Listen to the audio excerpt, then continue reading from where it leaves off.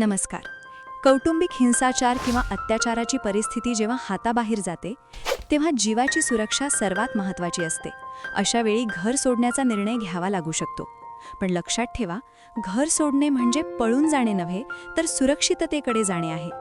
अनेकदा घाईगडबडीत आपण फक्त कपडे घेतो, पण त्याहीपेक्षा महत्त्वाच्या काही गोष्टी आहेत ज्या तुम्हाला तुमच्या पुढील आयुष्यासाठी आणि कायदेशीर लढाईसाठी अत्यावश्यक आहेत. जर तुम्हाला वेळ मिळाला तर सर्वात आधी ही महत्त्वाची कागदपत्रे सोबत घ्या.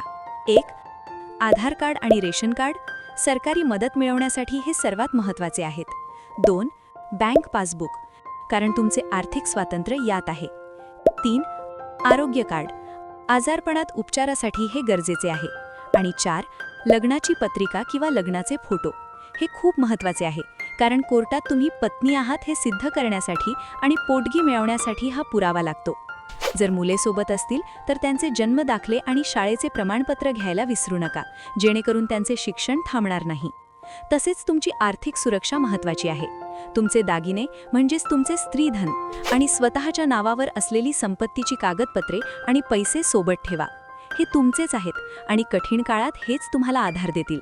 एक महत्त्वाची टिप: शक्य असल्यास या सर्व महत्त्वाच्या कागदपत्रांची झेरॉक्स काढून ती तुमच्या विश्वस्त मैत्रिणीकडे किंवा माहेरी आधीच देऊन ठेवा. तयारी असेल तर संकटाचा सामना करणे सोपे जाते. व्हिडिओ आवडल्यास लाईक करा आणि हेल्थ गुरु आई केअरला सबस्क्राईब करायला विसरू नका. धन्यवाद.